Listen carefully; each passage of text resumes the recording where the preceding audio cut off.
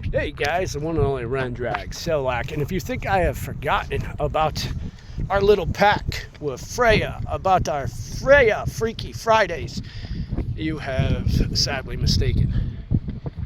Now I'm here to tell a couple ghost stories as we're out here, Freya's Freaky Fridays, and one of which is in this structure right here.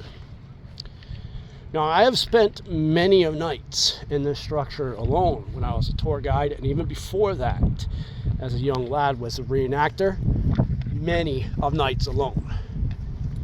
And if you want to spend a night in some place that is creepy, and they allow it, this is the place to do it.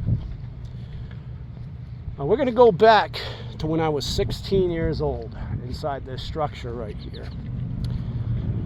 I was staying overnight to, I guess, gun sit some of our artillery pieces. We had the Ames here. We had the pack howitzer, which alone had enough black powder in it to create a real big mess. Now, on top of that, of course, you had the Ames, which had that black powder there. So to leave those guns unwatched in an area where people were constantly breaking into would have been a bad idea. So we set up our tent back in the corner, and I'm going to walk over to that corner in a second. Back into the corner of the west wall.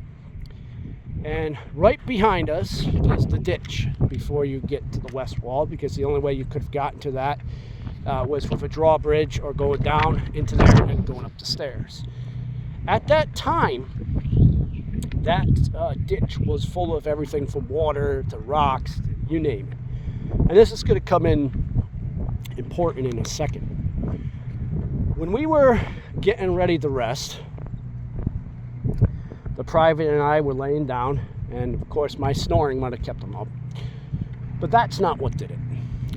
We started hearing footprints go behind us.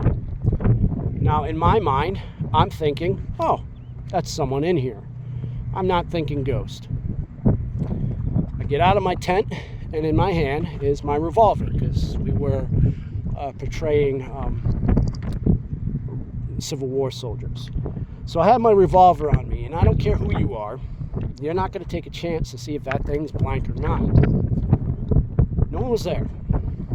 So we laid back down, and as we laid back down, again, we're about to go to sleep, and we hear the footsteps again right behind us. It was kind of awkward, so I got out one more time, looked around, nobody.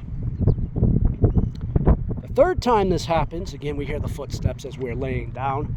I go down to the ranger station, which used to be right in front of the prison for a little bit, and I go into the ranger because there was a ranger overnight helping us watch it. The ranger came up with us and was flashing the light around to see if there was any soldiers in here. Or not soldiers, sorry, people in here. And as they were looking around, they noticed not a single person was inside this structure. They ended up taking the lights, however, and they flashed it up to the second floor.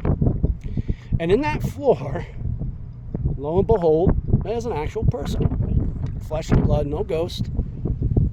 He had explained he was going fishing, but somehow found his way inside the structure. That was very awkward. So it was kind of weird. It was almost like, this is where we're going to get to, that there was something alerting us that there was something inside this structure that wasn't supposed to be there. So the guards were doing their jobs even in their afterlife. Now later, we take the flashlight. This is where it gets creepy. And those steps that I was supposed to hear, we flashed behind us. And if someone was running back there, they would have fallen into that ditch, and we would have seen them.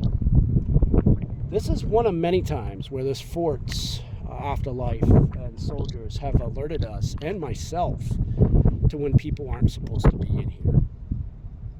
If you ever get a chance to go on an investigation inside of Fort Adams, definitely do so. It can be a little pricey.